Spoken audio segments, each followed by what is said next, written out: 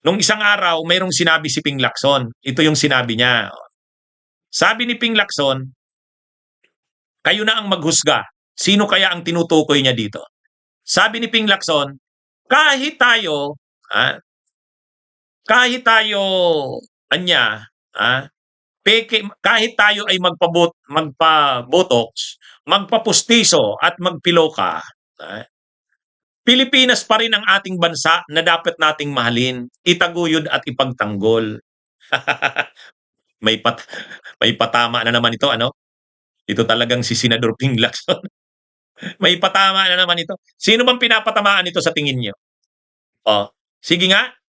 Kahit tayo ay magpabotox, magpustiso at magpiloka, Pilipinas pa rin ang ating bansa na dapat nating mahalin, itaguyod at ipagtanggol. Talagang itong si Senador Ping Lacson, ang mga statements nito, may mga patama,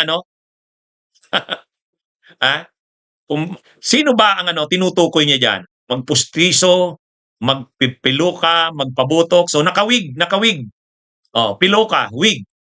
Malalim kasing Tagalog ang piloka eh. Yung iba hindi alam yung piloka, mas naalam pa nga nila yung wig. Oh.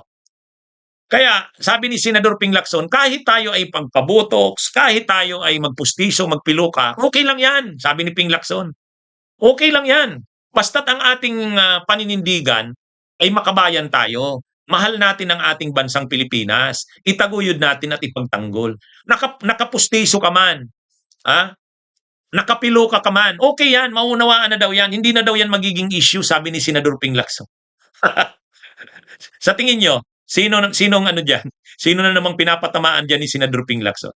Ngayon, mayroon pang segunda dyan, nag-react dyan si Commodore J. Tariela. Rear Admiral na yata ngayon ranggo nito eh. Diba? Nung sabi ni Commodore J. Tariela, ito naman ang sabi ni Commodore J. Tariela. Ay, Rear Admiral na pala, nandiyan nakalagay na. I agree, Senator Ping Lacson, sir. Kung ikaw ay Pilipino, kung nasa publiko man o pribado, pinalalabo mo ang usapin sa West Philippine Sea at pinagdududahan mo ang ating legal na batayan, ay mas masahol ka pa sa hayop. medyo matindi itong statement na ito ni Rear Admiral. Dati kasi tinatawag ko ito Commodore eh. Hindi na, Rear Admiral na, promoted na. Yun ang reaction ni Rear Admiral J. Tariela. Sabi ni Rear Admiral J. Tariela, agree daw siya kay Senador Ping Lacson. Kung ikaw ay Pilipino, kung nasa publiko man o pribado, pinalalabo mo ang usapin sa West Philippine Sea at pinagdududahan mo ang ating legal na batayan, ay mas masahol ka pa sa hayop. Medyo yung huling kataga doon, yung huling phrase doon ng medyo matindi. Matindi yun, ano daw? Mas masahol ka pa sa hayop. parang kay Jose Rizal yan Kung ikaw ay kung hindi ka marunong magmahal sa sariling wika, higit pa sa amoy ng mabaong isda o malansang isda, 'di ba? Kung hindi ka marunong magmahal sa sariling wika, higit ka pa sa amoy ng malansang isda, 'di ba? Kaya mga kabunyog, mga kababayan, parang itong statement na ito ni Rear Admiral J. Tariela, malalim to. Reaction niya doon sa sinabi ni Senador Ping Lacson. Sa kanya, ano kasi ito? Si Marcoleta ba ang pinapatungkulan niya dyan? Hindi kasi pinapangalanan nitong dalawa eh. Pero, alam naman natin si Senador Ping Lacson, ang kalaban na matindi si Marcoleta. Ay pinapatamaan niya, piluka. Ay di ba nakapiluka rin talaga si Marcoleta? Ito namang sinasabi ni Commodore J. Tariela o ni Rear Admiral J. Tariela, kapag ikaw ay Pilipinong nasa publiko man o pribado at pinapalabo mo ang usapin sa West Philippine Sea at pinagdududahan mo ang ating legal na batayan, yun nga yung yun naman talaga ang problema kay Marcoleta. Si Marcoleta kasi, ang sinasabi niya, hindi niya naman daw pinapalabo ang usapin ng West Philippine Sea. Ang sinasabi niya, hindi niya naman daw ano daw siya? Hindi daw siya pro-China. Eh di ba nung nakita nga siya ng media, ang tanong niya, kailan ba ako nagdepensa sa China? Kailan ba ako naging pro-China? Sige nga. Natawa ako dun sa tanong na yun ni Marcoleta. Tinatanong niya yung media, kailan niya daw ba dinipinsahan ang China? Kailan daw ba siya naging pro-China or pabor sa China? Sige nga, natawa ako doon, nagtanong si ano eh. Nagtanong si Marcoleta ng ganun. Ang ibig kasing sabihin ni Marcoleta na siya, hindi naman siya pro-China. Pro-Philippine siya, maka-Pilipino siya. Kaya lang, ang sabi niya, gusto niya lang daw na parang kini-question niya yung mapa, coordinates ng West Philippine Sea. Hindi dahil kontra siya sa Pilipinas or pabor siya sa China. Gusto niya lang daw pagtibayin. Kasi marami daw issue tungkol sa coordinates, mapa. Pag question niya daw ito, di lalong titibay ang ating claim sa West Philippine Sea. Yun yung gusto niyang sabihin. May batayan ba ang West Philippine Sea? Sabi ni Marcoleta, wala, imbento lang natin yung West Philippine Sea. Kumbaga, ang sinasabi ni Marcoleta, parang pinapalabas niya, nagdi-devil's advocate siya.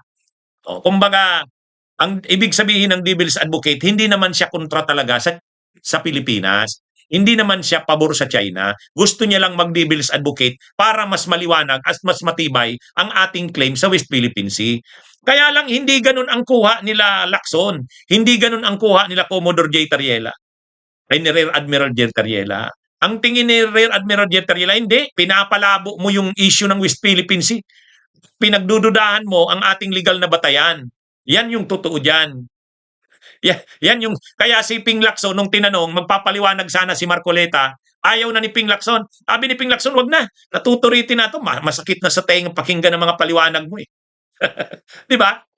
Natawa ako dun eh. Yan yung totoong nangyayari dyan. Para kay Marcoleta, ang ginagawa niya, para siyang nagdi-devil's advocate. Hindi naman daw siya pro-China. Hindi naman daw siya kontra sa Pilipinas. Pinaglalaban niya pa nga daw ito eh. Kaya lang, ang problema kasi kay Marcoleta, wala eh. Nakikita mo sa kanya sabihin niya ba naman, si Commodore J. Tariela, si Rear Admiral J. Tariela daw, at saka si Retired Senior Associate Justice Carpio, saka si UP Professor J. Batong Bakal, sat-sat daw ng sat-sat. Imaginein mo yung ganyang salita. Sat-sat sila ng sat-sat. Sabi ni Marcoleta, kaya nga si Senadora Risa Ontiveros hindi na nakapagpigil. Pinaalis yung term na yon na na sat-sat ng sat-sat. Di ba? Kaya, at saka yun na nga, pati si Senador Ping Lacson, masakit na daw pakinggan. Wala, sakit na daw pakinggan, ayaw niya na daw marinig si Marcoleta magpaliwanag. Ang nangyayari kasi, ang nakikita, parang kunwari lang, devil's advocate siya. Ang lumalabas, parang totoong-totoo na siyang nagtatanggol sa China eh. Yun ang nakikita ng publiko eh. Yun ang nakikita ng media, yun ang nakikita ng publiko. Kaya talagang mainit ang kay Marcoleta ang tingin ng mga tao, ng mga Pilipino. Ngayon, nagagalit si Marcoleta. Bakit daw siya ginaganon? Ay wala eh. Ang nakikita talaga ng mga Pilipino, pro-China siya eh. Yung nagsasabi siya, hindi naman daw siya pro-China. Sabi niya, kaya lang, iba yung nakikita ng mga tao eh. Sabihin niya ba naman, dapat kasi yung Kalayaan Island Group, alisin na natin eh. I-give up na natin yan para yung guhit natin diretso. Nung sinasabi niya yun, hindi naman siya eh. Hindi naman siya, kaya kung ganito ang gawin natin? Hindi ganun eh. Diba? Yun? Ang malinaw ang pagkakasabi niya. Ang pagkakasabi niya, itong i-give up na natin tong Kalayaan Island Group kasi nasa labas na ito ng exclusive economic zone. Di ba ganun yung pagkakasabi niya? Hindi naman question mark eh. Hindi naman question mark. Tapos, nung pinalabas ni Senador Ping Lacson yon, yung sinabi niya, nagalit siya. Ini-splice daw ni Ping Lacson. Diba?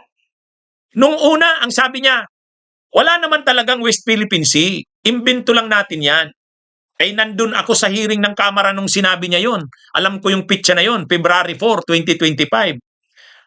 Tapos ngayon, ang sinasabi niya, hindi naman daw siya pro-China. Nami-misunderstood lang daw siya. Sus naman, ganun yung pagkakasabi niya, di ba? Di ba? Ang linaw-linaw nun. Kaya itong sinabi ni J. Tariela, sa tingin nyo, sino pa ba naman ang pinapatungkulan niya dyan? Yun eh. Malamang si Marcoleta yan. Sino pa ba naman, di ba?